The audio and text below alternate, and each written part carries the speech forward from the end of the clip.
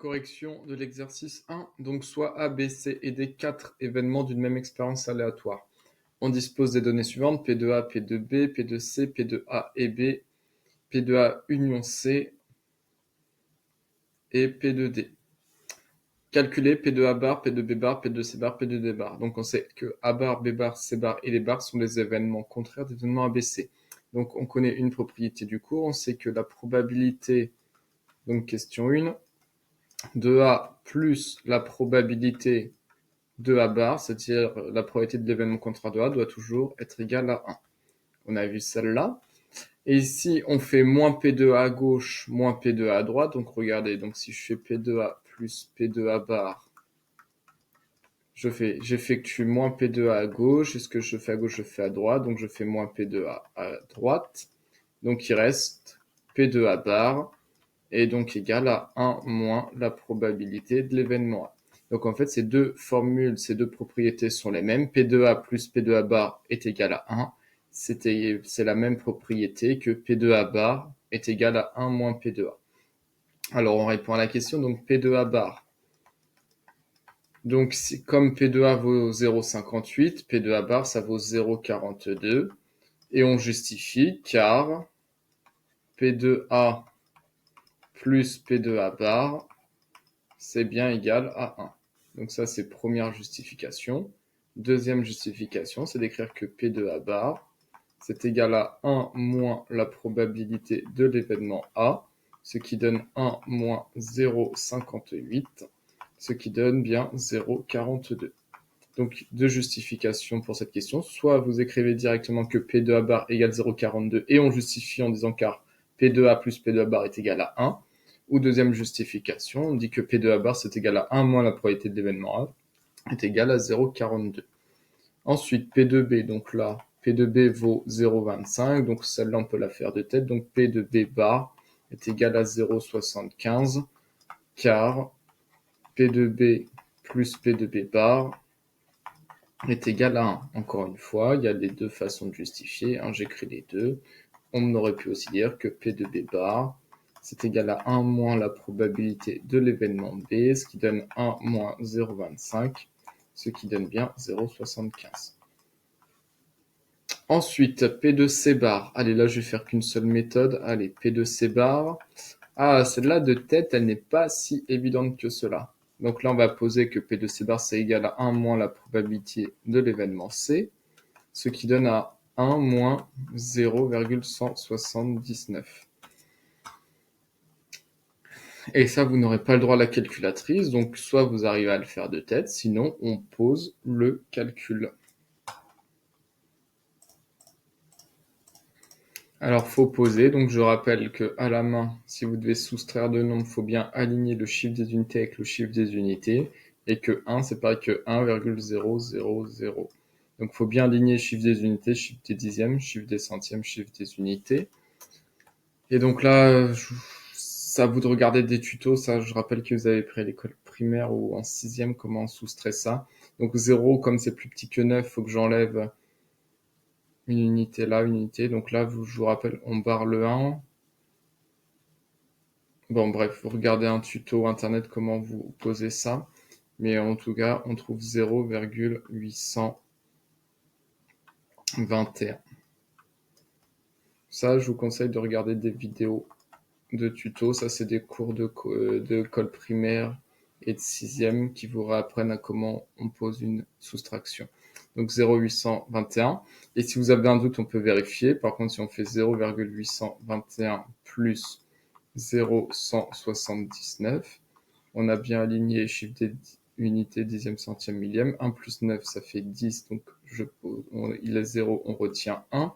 2 plus 7, 9 plus 1, 10. Donc 10, on laisse 0, on retient 1. 8 plus 1, 9 plus 1, 10. On pose 0, on tient 1. Et 1 plus 0 plus 0, ça donne bien 1,00, ce qui est bien égal à 1. Donc là, il faut apprendre à poser une soustraction et une addition avec des décimaux pour répondre à cette question sans calculatrice. Ensuite, P de D bar.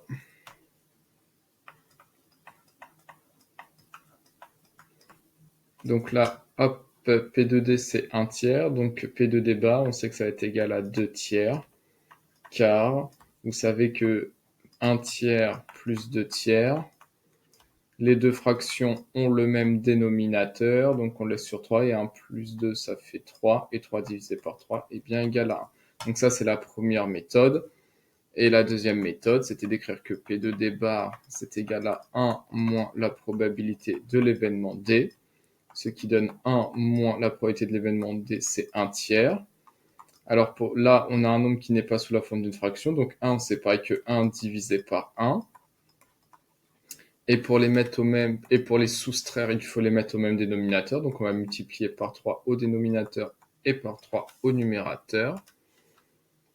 Et on trouve bien 3 divisé par 3 moins 1 divisé par 3. Les deux fractions ont bien le même dénominateur, donc 3 sur 3 moins sur 3, donc il reste 3 moins 1, 2 tiers.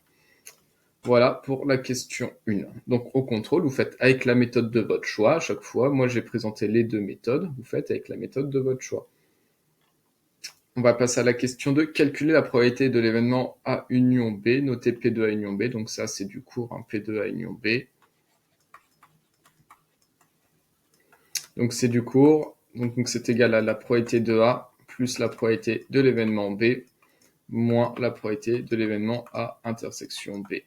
Alors si vous ne comprenez pas la formule, vous ouvrez votre cours, on a vu ça avec des dessins. On l'a vu dans le cours avec les petits dessins et tout, avec les intersections des diagrammes de Venn. Vous ouvrez votre cours, cette formule, il faut la comprendre. Vous ouvrez votre cours, c'est la formule avec les dessins.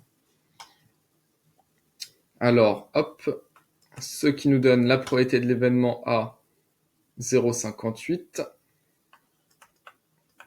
plus la probabilité de l'événement B, 0,25, moins la probabilité de l'événement A et B. A et B, c'est écrit ici dans l'énoncé, c'est égal à 0,20.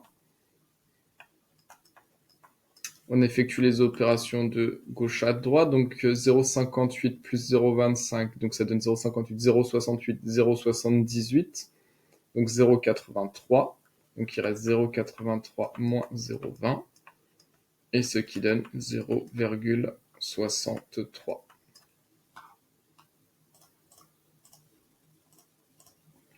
On passe à la question 3. Déterminer la probabilité de l'événement A intersection C. Notez P2A intersection C. Alors, on connaît une propriété du cours. Vous savez que P2A union C, c'est égal à P2A plus P2C moins P2A intersection C. Donc regardez, on va retrouver la formule du cours. On va faire plus P2A et C à gauche et à droite. Donc si j'effectue plus P2A et C à gauche, ce que je fais à gauche, je l'effectue à droite. Donc j'ai P2A union C plus P2A intersection C est égal à P2A plus P2C moins P2A intersection C. Donc j'ai fait plus P2A intersection C à gauche plus P2A intersection C à droite. Donc il reste P2A union C plus P2A intersection C est égal à P2A plus P2C. Et là, je vais faire moins l'union à gauche moins l'union à droite. Donc j'effectue moins P2A union C à gauche. Et j'effectue moins P2A union C à droite. Et donc, il reste que... Hop, j'ai rayé le mauvais. Pardon, vu que j'ai fait moins l'union. Hop. Et donc, il reste P2A intersection C est égal à P2A plus P2C moins P2A union C. Donc, tout ça pour vous dire que on a une propriété du cours qui dit que P2A union C égale P2A plus P2C moins P2A intersection C. Et donc, on a également la propriété qui nous dit que P2A intersection C est égal à P2A plus P2C moins P2A union C. Voilà. Et donc là, il suffit de remplacer. Allez, on remplace. Alors, P2A intersection C, on sait que c'est égal à la probabilité de l'événement, donc P2A 0,58, plus la probabilité de l'événement C 0,179, moins la probabilité de A union C. A union C, c'est donné ici dans l'énoncé, 0,479.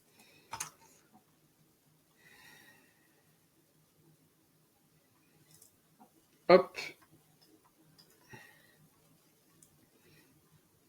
Alors, on va poser la première addition. Donc, soit on arrive de tête, soit on la pose. Donc, 0,58 plus, faut bien aligner le chiffre des unités. Donc, 0 avec le 0, 179. Alors là, on peut rajouter un 0. 0,58, c'est pareil que 0,580. Donc 0 plus 9, 9. 8 plus 7, 15. Je pose 5, on retient 1. 5 plus 1, 6 plus 1, 7. Tac. Donc ça donne 0,759 moins 0,479. Et ça, on va le poser. 0, tac, tac. Moins 0,479. Alors, 9 moins 9, 0. Alors, 5 est plus petit que 7. Donc, c'est-à-dire que là, on raye le 7, on prend 6. Et donc là, je gagne une. Là, on rajoute un 15. Vu qu'on baisse, là, le 7, on le raye, on passe à 6. Donc là, hop, on rajoute le 1. Donc ça fait 15. 15 moins 7, 8. 6 moins 4, 2. Et 0 moins 0, 0. Donc ça donne 0,280. Et voilà pour la correction de l'exercice 1.